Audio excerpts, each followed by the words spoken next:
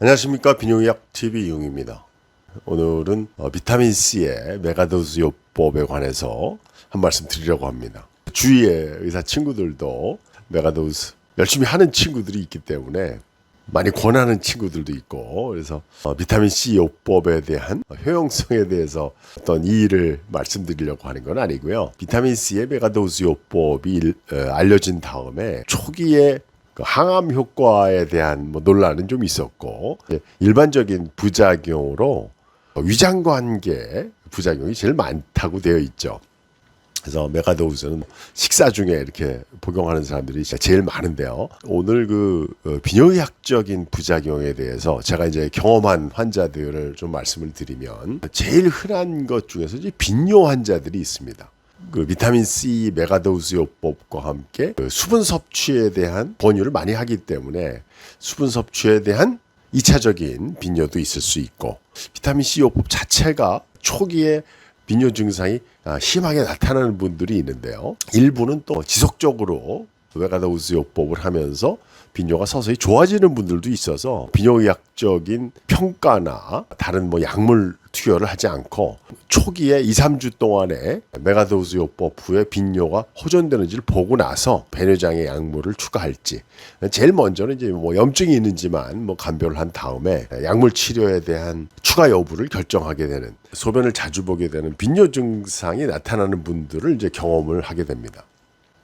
이제 두 번째 요로 결석 문제인데요. 모든 비타민C 메가도우즈 요법 환자에게 시작하기 전에 신장 결석 병력을 꼭 물어보는 이유가 이 결석을 유발할 수 있기 때문에, 사실 걱정되는 경우도 여러 가지 있는데, 그 중에서 골다공증 예방 목적으로 칼슘 제제를 먹고 있는 분들, 요로 결석 병력이 있었던 분들에서 일단은 수분 섭취에 대한 강조를 먼저 하고, 나중에 요로 결석에 대한 평가를 한번 할 수 있도록 이제 권유를 하는 거로 되어 있는데, 요로 결석 병력이 있었던 경우에 메가도우즈 때문에 신장 결석이 생긴다고 하면 비타민C 메가도우즈 요법으로 신장 결석이 생기는 거를 예방하기 위해서는 제일 중요한 게 이제 수분 섭취가 되겠습니다. 제일 먼저 얘기했었던 이제 빈뇨하고도 연관이 되는데, 초기에 이런 가장 중요한 합병증인 요로 결석 때문에 자꾸 이제 수분 섭취를 권유하고, 또 빈뇨 증상을 경험하는 분들하고 또 중첩돼서 여러 가지 증상에 대해서 보조요법으로 약물 치료하게 되는 경우도 있어서, 신장 결석은 병력이 있었던 경우에 사실 적극적으로 메가도우즈 요법을 하기가 조금 부담되는 경우들이 있는 것 같습니다. 명백하게 요로 결석이 발생된 경우에는 메가도우즈 요법을 중지하고 빨리 요로 결석을 제거하고, 또는 자연 배출되는 과정을 확인하고 메가도우즈 요법을 다시 시작할 수도 있는 거니까요.